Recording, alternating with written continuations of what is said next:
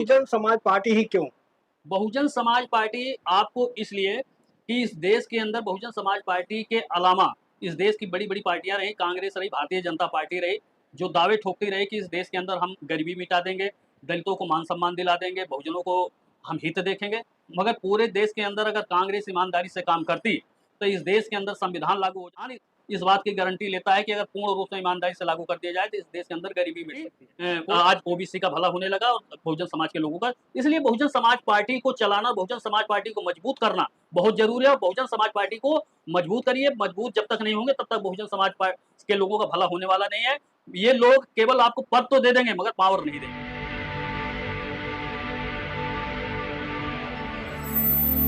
जय भीम। मैं मेवालाल और आप देख रहे हैं बहुजन समय।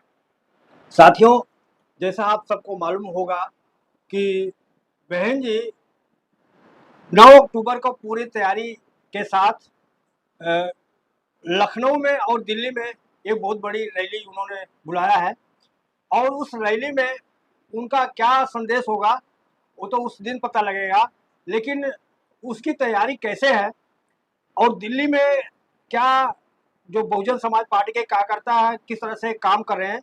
तो हमारे साथ बहुजन समाज पार्टी के पूर्व प्रत्याशी दिल्ली से हैं ये अशोक कुमार गौतम जी। इनसे समझूंगा कि आखिर जो बहुजन समाज पार्टी के बारे में बहुत सारी धारणाएं बनी है या बनाई गई है, ये क्या समझते हैं? क्या बहुजन समाज पार्टी वाकई में खत्म हो चुकी है? अगर खत्म भी हो गई तो कैसे राष्ट्रीय पार्टी का दर्जा अभी बरकरार है? ये सब सारे मुद्दे इनसे लूंगा, पूछूंगा कि आखिर ये क्या समझते हैं। सर, सबसे पहले आपको जय भीम। सर जय भीम, सभी को जय भीम। जी सर, मैं आपसे जानना हूँ कि आप काफ़ी व्यस्त हैं, आप काफ़ी मैं सुबह से आपको वेट कर रहा हूँ। इतना इंतज़ार करने के बाद आपने समय निकाल के आया। क्या आप इतना बिज़ी क्यों रहते हैं? इधर सबसे देखिए। पहले चैनल के सभी साथियों को, जितने दर्शक हैं, सभी को मेरा क्रांतिकारी जय भीम। अभी माननीय हमारे आदरणीय जी हमारा वेट कर रहे थे, मेवालाल सर।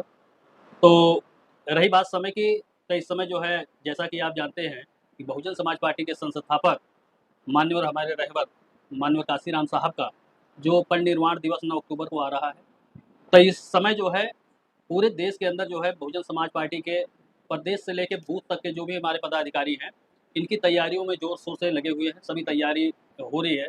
एक युद्ध स्तर पे हम लोग तैयार हो रहे हैं। तो जैसा बहन जी का आह्वान है कि उत्तर प्रदेश के अंदर उत्तर प्रदेश के लोग महापरिनिर्वाण दिवस को जो है उधर उत्तर प्रदेश के लोग मनाएंगे।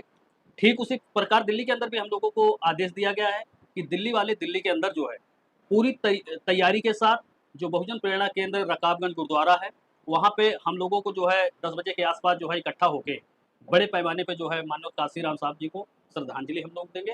तो उसी में हमारे सारे पदाधिकारी, कार्यकर्ता जितने भी प्रदेश कमेटी है, सेक्टर कमेटी है, बूथ कमेटी है, संगठन भी, तो उसको हम बड़े पैमाने पे तैयार कर रहे हैं। और मैं आपसे निवेदन करूँगा, आपके चैनल के माध्यम से निवेदन करूँगा, मुझे मौका मिला है कि जो दिल्ली प्रदेश के अंदर है, सभी साथियों से मैं अनुरोध करूँगा कि जितने भी बहुजन समाज पार्टी के हमारे समर्थक हैं, माननीय काशीराम साहब को श्रद्धांजलि देना चाहते हैं, तो आपके प्रत्येक विधानसभा में, दिल्ली के प्रत्येक विधानसभाओं पे बसों की तैयारी है। हम 2, 3, 4, 5 बसों का जो है प्रदेश से आदेश है 5-5 बसों का जो है विधानसभाओं पे हम तैयारी कर रहे हैं। तो आप वहाँ के इंचार्ज, वहाँ के जिला अध्यक्ष, जोन प्रभारी, जो भी पदाधिकारी हैं, उनसे आप संपर्क करें और बसें लग जाएँगी। आप लोग बड़े पैमाने पे, आप सभी साथी जो है माननीय कांशीराम साहब को 9 अक्टूबर को बहुजन प्रेरणा केंद्र पहुँचकर वहाँ पे श्रद्धांजलि देंगे। और ये मैं सभी से निवेदन करता हूँ कि भारी से भारी संख्या में माननीय काशीराम साहब को दिल्ली प्रदेश बहुजन प्रेरणा केंद्र रकाबगंज में सभी लोग ज़्यादा से ज़्यादा संख्या पहुँच के उनको श्रद्धांजलि सुमन समर्पित करेंगे सर। जी, मैं आपसे चाहूँगा छोटा उत्तर देंगे ताकि मैं कई सवाल आपका उत्तर जी, दे जी, सकूँ। ठीक। आप व्याख्यान तरह से जैसे आप मीटिंग में सभा में बोलते हैं उस तरह से पूछूँ, आपके छोटे उत्तर आपको चाहिए ताकि मैं अगला सवाल ले सकूँ। ठीक। सर, मैं आपसे जानना चाहता हूँ, आप तो ज़मीनी कार्यकर्ता हैं, जाते हो समाज में तो क्या-क्या दिक्कतें आती हैं? आपसे समाज जुड़ता है तो बहुत सारे आपके साथ सवाल करते होंगे लोग, आखिर क्या परेशानी आती है समाज को जोड़ने के में? देखिए, समाज को जोड़ने में कोई दिक्कत नहीं आ रही है। अगर हम ईमानदारी से इस समाज के अंदर जाएँ, अपने कार्यकर्ताओं को, जो बहुजन समाज पार्टी की आइडियोलॉजी है, बाबा साहब डॉक्टर अम्बेडकर को लेके चल रही हैं, माननीय और कांशीराम साहब का संघर्ष है, बहन जी का संघर्ष है, त्याग है, बलिदान। यदि हम समाज के अंदर जाके उनको बताते हैं, तो बहुत ज़्यादा हम लोगों को सपोर्ट मिल रहा है और ज़्यादा से ज़्यादा हम कार्यकर्ताओं को तैयार करें। और हमारा जो है इस समय बहन जी ने कहा है, सेक्टर कमेटी आप तैयार करिए, तो सेक्टर कमेटी तैयार कर रहे हैं। पूरे देश के अंदर हम कहीं भी, दिल्ली के अंदर कहीं भी कमज़ोर नहीं है। तो आप ये बात ना कहें कि हमें किसी तरीके की दिक्कत आ रही है, पूरी तरीके से मजबूत है। और आने वाले चुनाव में हम इस देश के अंदर जो है जो उत्तर प्रदेश के अंदर होगा चुनाव, उसके अंदर हम बहन जी और हर राज्यों के अंदर हम जो है ज़्यादा से ज़्यादा संख्या प्रदर्शन करके बहुजन समाज पार्टी को मजबूत करेंगे। कोई सर आप लोग ऐसे लंबी चौड़ी बातें करते हैं, आपका मजाक उड़ाया जाता है। आप अगर सीएम बनाएंगे, एक विधायक तो आप जिता नहीं पाते, आप अगर सीएम बनाएंगे तो आप ऐसी बात क्यों करते हैं कि हम सीएम बना जाए, समाज में एक विधायक तो आप तैयार नहीं कर पाते। जो लोग इस बात को कहते हैं कि बहुजन समाज पार्टी के कार्यकर्ता एक विधायक नहीं जिता पा रहे हैं, उनको इतिहास, बहुजन समाज पार्टी के इतिहास से प्रेरणा लेनी चाहिए कि हम उत्तर प्रदेश के अंदर 4 बार आदरणीय बहन कुमारी मायावती जी को सीएम बना चुके हैं। और रही बात जो है विधायक की, तो आप पूर्ण बहुमत सन 2007 से 12 तक हम बहन जी ने जो है लगभग 203 विधायक हमारे जो है मान लो पूर्ण बहुमत के लिए होते हैं, तो हमने ज़्यादा से ज़्यादा जो है 200 से प्लस हमने पूर्ण बहुमत की सरकार बना के दिखाई है। ठीक है, बहुजन समाज पार्टी के अंदर चढ़ाव उतार आते हैं, कभी ऊपर जाता है, कभी नीचे आता है, तो इसमें कोई प्रॉब्लम नहीं है, संघर्ष है। जनता है, जनता ने मौका दिया था आदरणीय बहन कुमारी मायावती जी को, तो जनता का भी जो है ये था कि हम आदरणीय बहन जी को हटा के जो है किसी और पार्टी को मौका देते, तो उनका स्वागत था। मगर जो पार्टियां आई, उन्होंने क्या करके दिखाया, आज पूरे उत्तर प्रदेश के अंदर हाहाकार मचा हुआ है। चाहे योगी जी का हो, चाहे अखिलेश जी का हो, गुंडा राज है, बहन बेटियां सुरक्षित नहीं है, बलात्कार हो रहे हैं, हत्याएं हो रही हैं, नौकरियां खत्म कर दी गई। तो इन तरह की तमाम घिनौनी हरकतें हो रही हैं। तो अब जनता को एहसास हो रहा है कि इस देश के अंदर, और यदि कोई इस देश के अंदर कानून सिस्टम को लागू कर सकता है तो आदरणीय बहन कुमारी मायावती जी लागू करेंगे और हम पूर्ण बहुमत की सरकार बना के दिखाएंगे। सर मैं आपसे ये जानना चाह रहा हूँ, आप कह रहे हो कि बहन जी को मुख्यमंत्री बनाएंगे, जगह जगह आप लोग कर रहे हैं, तो आप जो आप बता रहे हो बसें लेके जाएंगे, पैसा कहाँ से आ रहा है? बसें, हमारी बसें जो है भरी जा रही हैं, जनता वोट भी पैसे देगी। कहाँ से आ रहे हैं? पैसे हमारे जो है, जो हमारे कार्यकर्ता हैं, जो सपोर्टर हैं, उन्होंने अपने दम पे जो है बसें कर रहे हैं, वहाँ पे जो है हमारी बसें भरी जा रही हैं और पैसे भी समाज दे रहा है। तो पैसे, हमारे पैसे की कमी नहीं है, समाज पैसा दे रहा है, पैसे से हम भरपूर हैं, कोई दिक्कत नहीं है। हमें किसी धन्ना सेठ के आगे हाथ फैलाने की जरूरत नहीं है। बहुजन समाज पार्टी अपने कार्यकर्ताओं के दम पे इस मूवमेंट को चला रही है और चलाती रहेगी। अब आप जानते हैं कि सन 2012 से हमारी सरकार नहीं है, कहीं इनकम का स्रोत नहीं है, फिर भी कार्यकर्ता अपनी दम से, अपनी मेहनत की कमाई से बहुजन समाज पार्टी को चला रही है और आगे मिशन को चलाती रहेगी। सर मैं समझूंगा कि आप जो जवाब देंगे तार्किक देंगे और घुमाएंगे नहीं सवाल को। तो मैं आपसे जान रहा हूँ कि बहुजन समाज पार्टी के एक आरोप लगता है, जिस उम्मीदवार को टिकट देता है और अगली 2 4 10 दिन बाद, 1 महीने बाद उसको काट के दूसरे को टिकट दे दी जाता है। क्या इसमें पैसे के लेन देन होता है? क्या क्यों वो टिकट काटा जाता है? टिकट हर पार्टियों में। और रही बात ये कोई परिवारवाद नहीं है, कोई सिस्टम नहीं है, बात सुन लीजिएगा। क्योंकि यहाँ पे टिकट, अब जहाँ कार्यकर्ता लाखों मान लो वोटर सपोर्टर हैं, कार्यकर्ता हैं, तो वहाँ किसी एक आदमी को मौका मिलेगा, सबको तो मौका नहीं मिल सकता। अगर मान लो 4 प्रत्याशी तैयार हैं, उनको काम दिया जाता है कि आपका जितना बढ़िया प्रदर्शन रहेगा हम आपको टिकट देंगे। अगर एक को अवसर मिल रहा है, एक आदमी को चुनाव लड़ाया जा रहा है, सवाल नहीं समझ पाया। सवाल नहीं, जी जी, 1 मिनट में सवाल सुन लो। मैं ये कह रहा हूँ कि बदलने, आप टिकट फाइनल होने के बाद टिकट काट दिया जाता है, क्या वहां से पैसा ज्यादा मिल जाता है? मेरा ये सवाल है। परिस्थितियां ऐसी होती हैं और आज तक तो ऐसा मौका नहीं हुआ कि किसी का टिकट फाइनल हो गया है, अगर वो जो है मान लो उसकी टिकट काटी जाती है। मगर फिर भी अगर परिस्थितियां वहाँ चेंज होती हैं तो वो ऐसे मौके पे जो है उनको जो है समझाया जाता है कि भाई आपको न देके इनको चुनाव लड़ाया जा रहा है। मगर फिर लोग स्वार्थी लोग हैं, जिन्हें नेता बनना है, तो अनेक अनेक प्रकार के आरोप लगाते हैं। कितने विधायक रहे, आज वो जो है दूसरी पार्टियों में जाके लोग कह रहे हैं बहन जी टिकट बेचती हैं, ये करते हैं, मगर जब तक वो रहे तब तक कब सवाल क्यों नहीं खड़े करते? उनसे पूछो कि जब बहन जी थी, जिस आप विधायक थे, आपके परिवार के लोग विधायक थे, तो उस समय क्यों नहीं आप? विधायक की बात छोड़िए, जो इंसान अभी जीता भी नहीं है उसको आपने 6 महीना पहले बताया कि आप तैयारी करो, आपने टिकट दिया, उसके बाद 10 दिन बाद, 15 दिन बाद आप उसको टिकट काट के दूसरे को दे देते हैं। देखिए, किसी एक भी प्रत्याशी को इस तरीके का आश्वासन नहीं दिया जाता कि आप तैयारी करो, हम आपको चुनाव लड़ाएंगे। वहाँ पे संयोजक बनाया जाता है और एक एक क्षेत्र से 4-4 5-5 प्रत्याशी होते हैं,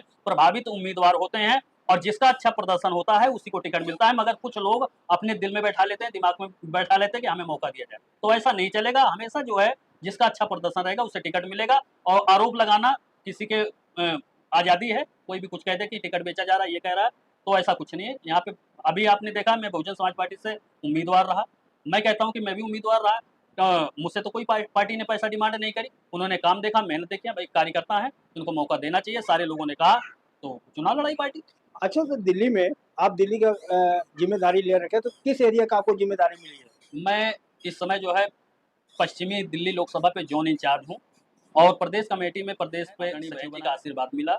उन्होंने अच्छे कार्यकर्ताओं को ये कहा कि भाई हर कार्यकर्ताओं को जो आज तक वो जमीनी कार्यकर्ता रहे उनको आगे बढ़ाया जाए, तो मेरी अच्छी रिपोर्ट गई।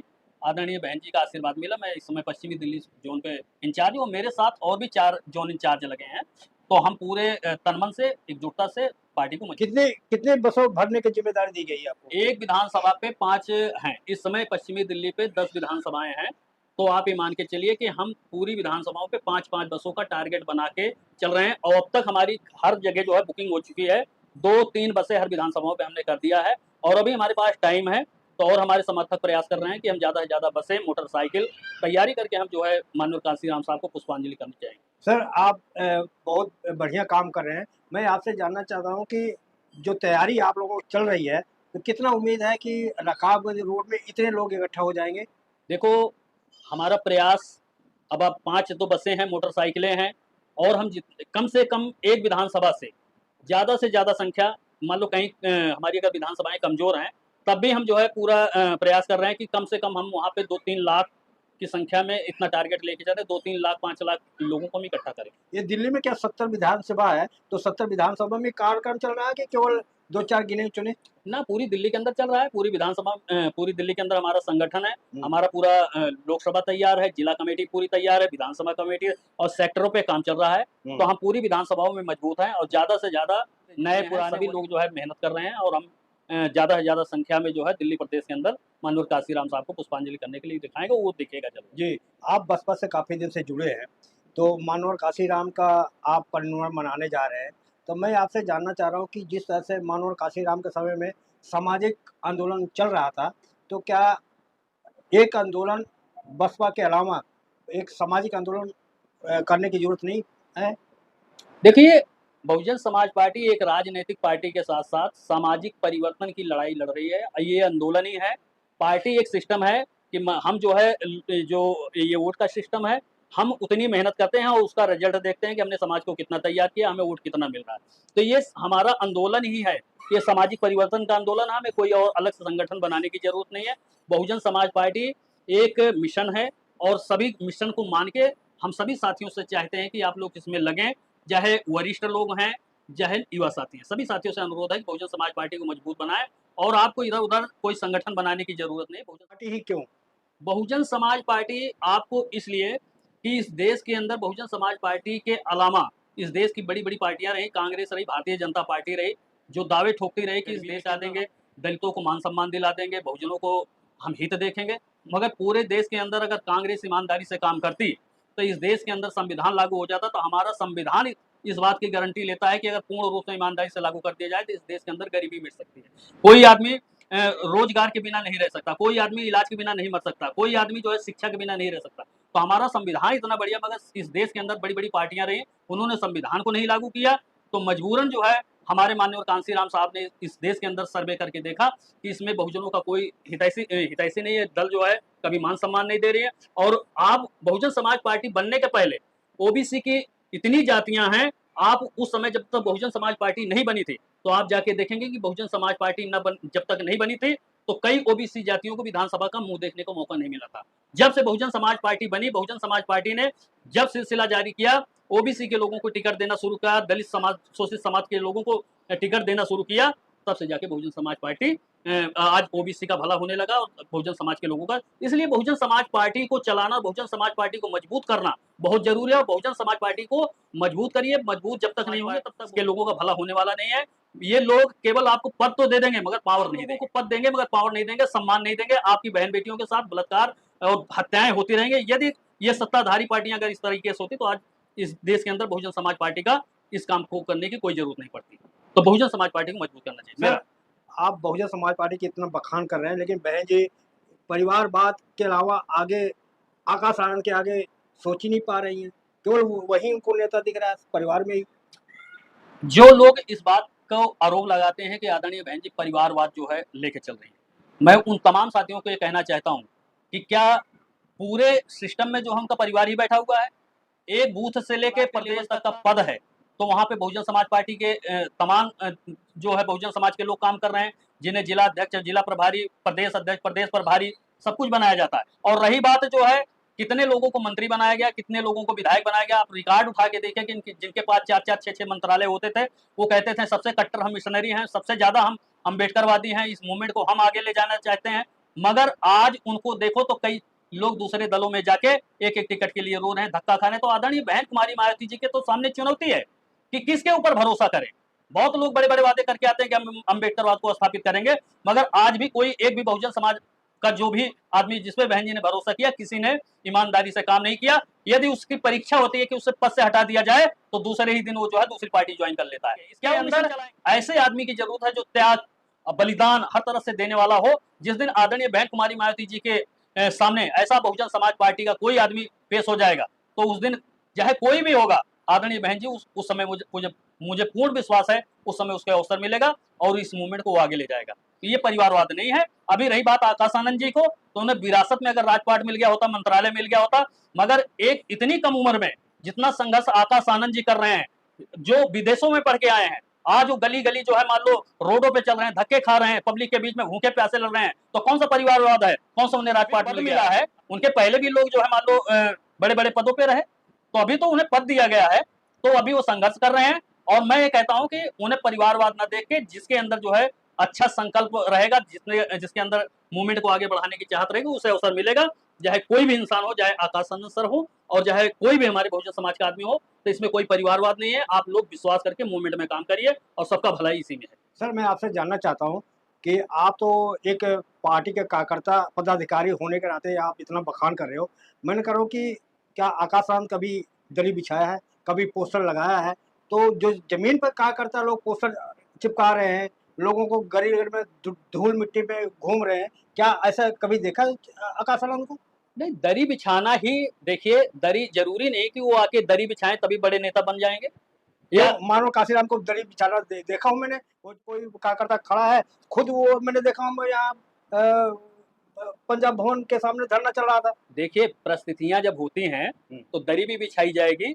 अगर आज उनके पास से इतने लोग उनको अपमान नहीं महसूस होगा कि मैं इतना बड़ा बहन जी का भतीजा हूँ, मैं पोस्टर चिपकाऊं, मैं दरी बिछाऊं, उनको अपमान नहीं होगा? नहीं, बिल्कुल नहीं। आज आज उनके अंदर आप सादगी देखेंगे और ये केवल बहुजन समाज पार्टी के ही नहीं, अन्य दल के लोग भी उनके संस्कार की प्रशंसा करते हैं। और आज वो आम जन के बीच में जा रहे हैं, लोगों के पैर छू रहे हैं, लोगों से हाथ जोड़ रहे हैं, अपनापन महसूस करा रहे हैं। सर जी, आरोप लगता है कि उड़न खटोला से जाते हैं मंच पे, वहां पर भाषण देंगे, फिर मंच से उड़न खटोला से घर पहुंच जाएंगे, और इनको जमीन के लोग कार्यकर्ता से न साथ चाय पीते हैं, न उनके साथ बैठते हैं। तो ऊपर ऊपर बड़े बड़े जो पदाधिकारी है उनसे चाहे बात कर लें, आप जैसे लोगों शायद बात नहीं किए होंगे। कैसे देखते हैं आप? देखिए, ये मैं यही समझाना चाहता हूँ कि जो इस तरीके का आरोप लगाते हैं, उड़न खटोला से चले जाते हैं। अरे भाई, कौन आदमी जो है मान लो दिल्ली प्रदेश से अगर मध्य प्रदेश जाना होगा या राजस्थान जाना होगा या उनके कई प्रदेशों में मीटिंगें लग रही हैं, तो आदमी तो संसाधन से ही जाएगा कि हाँ भाई ज़्यादा से ज़्यादा संसाधन उपयोग करके पहुंचा जाए। मगर जिस फील्ड में वो जा रहे हैं, उस फील्ड के अंदर आरोप लगा रहे हैं, उन्हें शर्म आनी चाहिए कि पब्लिक के बीच में वो रोज जो है समाज के बीच में जो है मान लो आम जन के बीच में पैदल चल रहे हैं, पद यात्रा कर रहे हैं लोगों के बीच में, तो ये चीजें उनको दिखाई नहीं दे रही है। किस तरीके का आरोप है? उड़न खटोला हेलीकॉप्टर से वो घूम रहे हैं। मगर वो आम जनता जहां जरूरत पड़ेगी संसाधन की, वहां संसाधन इस्तेमाल होगा, और जहां पब्लिक के बीच में जाना होगा पब्लिक के बीच में। और रही बात हमारे जैसे साधारण कार्यकर्ता, लोग कहते थे कि आकाश आनंद सर नहीं मिल पा रहे हैं। देखो, इतनी बड़ी आबादी है पूरे देश के अंदर, वो एक नेशनल कोऑर्डिनेटर है, तो हर आदमी संभव नहीं है कि हर आदमी मिल ले। हाँ, टाइम लगेगा, एक समय मिलेगा। अगर सबसे मिलने में ही लग जाएंगे तो काम कब करेंगे? तो फिर भी इसके बावजूद भी जो है, आज मैं कहता हूँ लाखों करोड़ों लोग सीधा डायरेक्ट आकाश आनंद सर से बात कर रहे हैं, लोगों से उनका प्यार मिल रहा है। आप सोशल मीडिया में देखें, और आज ये शिकायतें दूर हैं। सर, आप तो दिल्ली में तैयारी कर रहे हैं, लखनऊ में दो रैलियां हो रही हैं। एक तरफ चंद्रशेखर जी रैली कर रहे हैं, परिवार बना रहे हैं, और बहन जी कर रही हैं। तो क्या समाज में टकराव नहीं होगा, समाज बटेगा नहीं? देखिए, चंद्रशेखर की बात है तो वो क्या कर रहे हैं, ये उनके सोचने की बात है। बहुजन समाज पार्टी हमेशा माननीय कांशीराम साहब, बाबा साहब को लेके, जब शायद वो नहीं रहे होंगे तब से वो परिनिर्वाण दिवस, जन्मदिन और वो अपने सिस्टम से वो काम करती आई है। रही बात समाज की, तो समाज आज भली भांति समझ चुका है कि हमें किसके साथ खड़ा होना चाहिए। ये होती है कि लोग आते हैं और लोगों को गुमराह करके कुछ बन जाते हैं, मगर मैं ये नहीं कहना चाहता, वो जो भी कर रहे हैं हमसे मतलब नहीं है, हम ज़्यादा उनके बारे में टीका टिप्पणी नहीं करना चाहते। हम तो एक चीज़ जानते हैं कि बहुजन समाज पार्टी ही इस देश के अंदर जो है बहुजनों का हित कर सकती है। तो सभी युवाओं से मैं निवेदन करता हूँ कि आप लोग, जो पेड़ आपका वृक्ष बन चुका है, जो 4-4 बार सीएम रह चुकी हैं, आदरणीय बहन कुमारी मायावती जी को काफ़ी अनुभव है, तो और उन्होंने काम करके दिखाया है। सांसद मौका मिल जाता है, सांसद बनने के बाद लोगों को मौका नहीं मिलता, दोबारा सांसद नहीं बन सकते, विधायक नहीं बन, ये तो अवसर मिलता है। आदरणीय बहन जी 4000 बार उन्होंने शासन चलाया।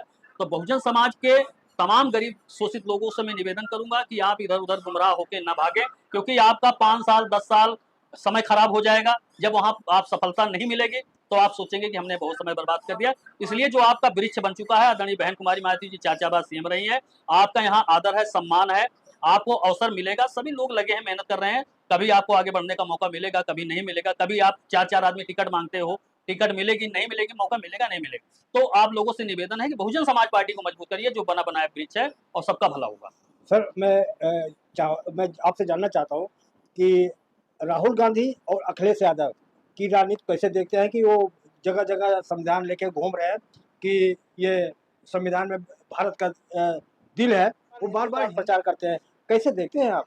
ये तो बहुजन समाज के लोग, देश के लोग खुद जानते हैं कि हिंदुस्तान की परिभाषा क्या है, भारत की परिभाषा क्या है। जब हमारा संविधान धर्मनिरपेक्ष है, तो किसी एक चीज का आप हिंदुस्तान हिंदुस्तान कह रहे हो, तो ये केवल एक लोगों का ये देश नहीं है। भारत पूरे हिंदू मुस्लिम सिख ईसाई बौद्ध जैन बहुत सारे लोग रहते हैं।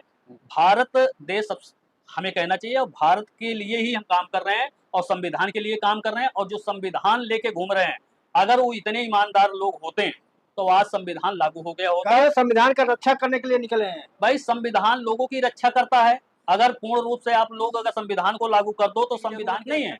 आप संविधान इतना ताकतवर है, अगर आप ईमानदारी से आप लोग संविधान को लागू कर दोगे तो पूरे समाज की रक्षा संविधान करता है और पूरे देश की रक्षा कर रहा है। आप संविधान को नहीं लागू कर रहे हैं, आप संविधान की रक्षा करने की बात कर रहे हैं, संविधान लेके दिखा रहे हैं। अरे संविधान दिखाने की चीज नहीं है। संविधान को अगर आप ईमानदारी से इतना ही लागू करवाना चाहते हैं तो जो लोग सत्ता में मौका मिला है वो लोग संविधान को लागू करवा दें बस। मैं कह रहा हूँ जाति जनगणना से समाज टूटेगा या एक होगा? देखिए, जाति जनगणना की बात है। जाति जनगणना जब होती है तो उससे लोगों को पता लगता है कि भाई किसकी क्या पॉपुलेशन है, कितने लोग हैं, तो उन लोगों को, किन लोगों को आगे बढ़ने का मौका मिला है, किन लोगों को आगे नहीं मौका मिला है। तो इस तरीके की अगर जो देश के हित में है, समाज के हित में, तो उसे करवा के आपको सबको अपना जो हक अधिकार है उनको देना चाहिए। जातवाद नहीं फैलेगा? कोई जातिवाद नहीं है, कोई जातवाद। देखो, जातिवाद कहाँ होता है, हमारे विचारों में होता है कि वो ये तो आप अगर कैटेगरी की निगाह से देखते हो कि भाई इस जाति से है, इस जाति, मगर उसके अंदर जो कुछ लोग हैं जो जातिवाद करके आर्थिक रूप से उन्हें कमजोर करने की कोशिश कर रहे हैं। जातिवाद वो चीज है जो भेदभाव कर रहे हो, किसी को नीचा दिखा रहे हो, किसी को ऊंचा बता, तो ये जातिवाद है। अगर आप भाईचारा रखते हो तो चाहे हिंदू हो, चाहे मुस्लिम हो, चाहे सिख हो, चाहे ईसाई हो, सब हम इंसान हैं। अब यूपी में सर्कुलर जारी हो गया, आप सार्वजनिक जगह पे जात का प्रयोग नहीं करोगे। जो जाति सम्मेलन, ब्राह्मण सम्मेलन, कुर्मी सम्मेलन, ये अब बंद हो गया, ये यूज नहीं करना, कैसे देख रहे हैं? देखिए, जातिवाद के खिलाफ तो बहुजन समाज पार्टी हमेशा रही है। बहुजन समाज पार्टी इस देश के अंदर चाहती है कि समानता हो, भाईचारा हो, और बाबा साहब ने भी जातिवाद को तोड़ा। उन्होंने कैटेगरी बना दी, SC ST OBC बनाई कि भाई ये कैटेगरी है। तो नहीं, जो सर्कुलर जारी से जातवाद खत्म हो जाएगा? भाई उससे जब अगर खत्म होना होता तो इतना बढ़िया हमारा संविधान है, संविधान लागू होने के बाद भी जातिवाद लोग कर रहे हैं, और जो सरकार में बैठे हैं वो खुद जातिवाद, अपनी जातियों पर गर्व कर रहे हैं। तो इस तरीके का जो आदमी चाहता है कि हम इस तरीके का नियम ला देंगे, इस तरह का कानून ला देंगे, उसके आड़े में क्या उनकी मंशा है, किस तरीके का शोषण करने जा रहे हैं समाज का। तो मुझे नहीं लगता कि उनकी, जिनकी नीयत खराब है, वो कुछ भी नियम बना दे, कुछ भी कुछ कर दे, उससे भला नहीं होने वाला। मैं लास्ट सवाल आपसे पूछ रहा हूँ, यूपी में योगी के सरकार में बहुजन समाज भयभीत है या मनु जो सवर्ण है वो खुश है? देखिए, चाहे स्वर्ण हो, चाहे दलित हो, चाहे शोषित हो, कोई भी, जब कानून का उल्लंघन होता है, जब सरकारें ठीक से नहीं चलती हैं, तो सबके ऊपर जो है गाज गिरती है।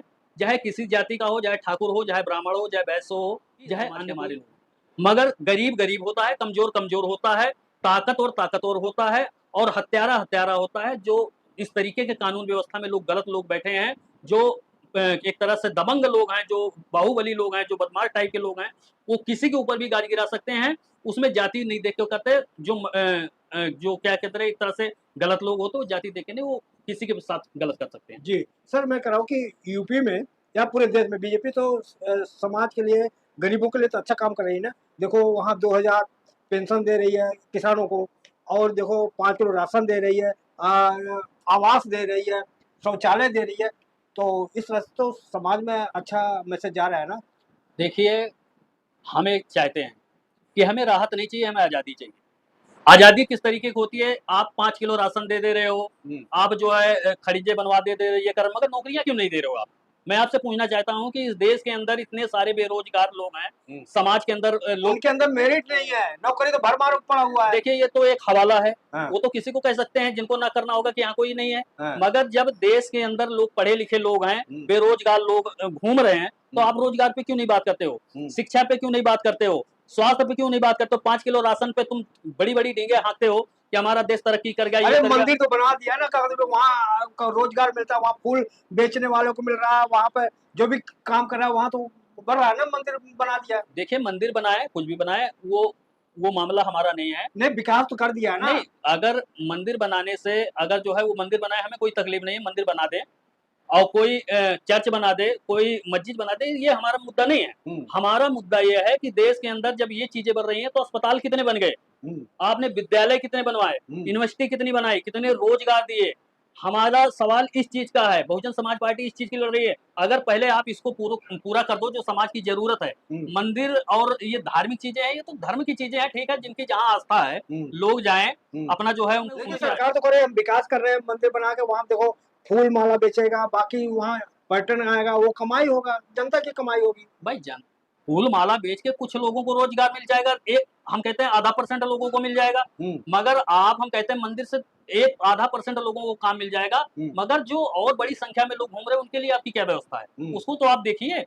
हम नहीं कह रहे हैं, हम तो बार बार कह रहे हैं कि आप जो भी करना चाहें, मंदिर बनवाएं, गुरुद्वारा बनवाएं, क्या कहते हैं बौद्ध स्थल बनवाएं, इस्लाम मत की मस्जिद बनवाएं, ये तो अच्छी बात है, लोगों की आस्था वो बैठे और वो एक जगह बैठेंगे, विचार करें, मगर उसके साथ साथ देश के अंदर कानून व्यवस्था है, रोजगार है, शिक्षा है, अस्पताल है, उन पे क्यों काम करना चाहिए सरकारों को?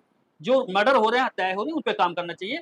हमारी बहुजन समाज पार्टी ये चाहती है कि इस देश के अंदर शांति, अमन, रोजगार, सबको शिक्षा बढ़ने का मौका होना चाहिए। चलो धन्यवाद सर, आपने समय दिया, इसके लिए बहुत बहुत धन्यवाद। तो साथियों, आप देख सकते हैं हमारी बातचीत कैसे रही, हम काफी नोक-झोंक भी हुआ।